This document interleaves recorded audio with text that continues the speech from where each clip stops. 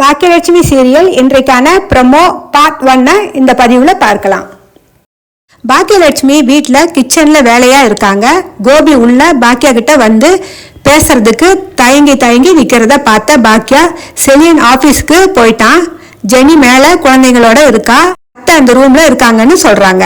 ஆனால் கோபி நான் உன்னை பார்க்கத்தான் வந்த பாக்கியான்னு சொல்கிறாரு. உன்கிட்ட கொஞ்சம் பேசணும்னு சொல்கிறாரு.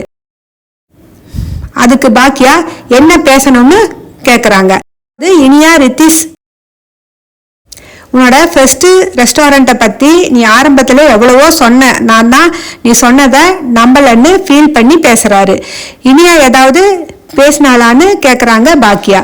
நீ சொன்னதை நான் நம்பி இருக்கணும்னு கோபி சொல்றாரு. பரவாயில்லைங்க, இரண்டாவது ரெஸ்டாரண்ட்டை மாதிரி ஃபர்ஸ்ட் ரெஸ்டாரண்ட்டை நான் சும்மா கொடுக்கல, ஓரளவுக்கு பணம் வாங்கிக்கிட்டு தான் கொடுத்துருக்கேன். இப்ப நான் அதை பத்தி எல்லாம் நினைக்கிறது இல்ல, மனசை தேத்திக்கிட்டேன்னு சொல்றாங்க. கோபி பாக்கியாவோட ஹோட்டல் கைவிட்டு போனதை நினைச்சு ஃபீல் பண்றாரு. அதுக்கு பாக்கியா சொல்றாங்க, அதான் நான் இன்னொரு ரெஸ்டாரண்ட் பண்ணிக்கிட்டு இருக்கேன் இல்லையா, அங்க விட்டதை இங்க பிடிக்க முடியும்னு எனக்கு நம்பிக்கை இருக்குன்னு சொல்றாங்க. பாக்கியா பாசிட்டிவா பேசுறத கேட்டு கோபி பாக்கியாவை பாராட்டுறாரு. இதை பேசதான் வந்தீங்களான்னு பாக்கியா கேக்குறாங்க. இல்ல, நைட் இனியா மறுபடியும் போன் பண்ணி என் கூட பேசணும்னு சொன்னா, அதான் நான் இனியா கூட பேசிட்டு வந்தேன்னு சொல்றாரு.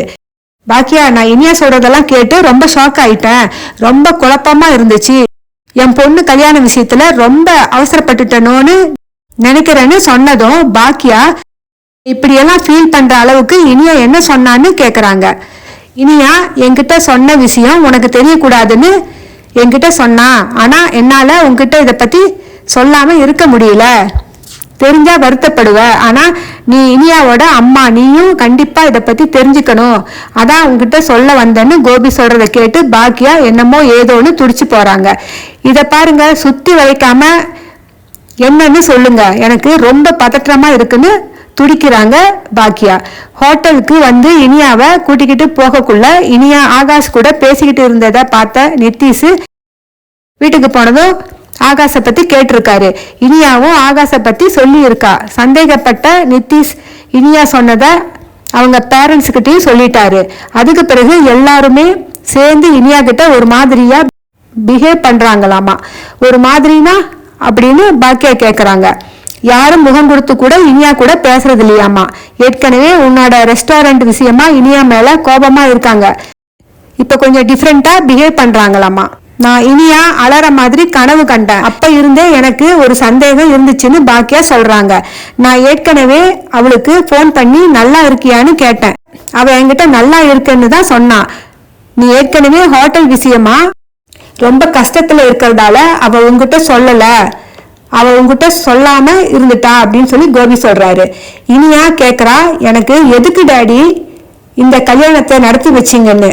இனியா கேக்குற எந்த கேள்விக்கும் என்னால பதில் சொல்ல முடியல, என்கிட்ட பதில் இல்ல, தலை குனிஞ்சு நின்ன. பாக்கியா அலறாங்க. பாக்கியா அழாத, தைரியமா இரு, எதா இருந்தாலும் பேசி சரி பண்ணிடலாம்னு கோபி சொல்லிட்டு இன்னைக்கு சாயங்காலம் நான் வந்து சுதாகரையும் நித்திஷையும் போய் சந்திச்சு இதை பத்தி பேசலாம்னு இருக்கேன்னு சொல்றாரு. நானும் வரேன்னு பாக்கியா சொல்றாங்க. சரி, 2 பேரும் போய் பார்த்து பேசலாம்னு முடிவாகுது.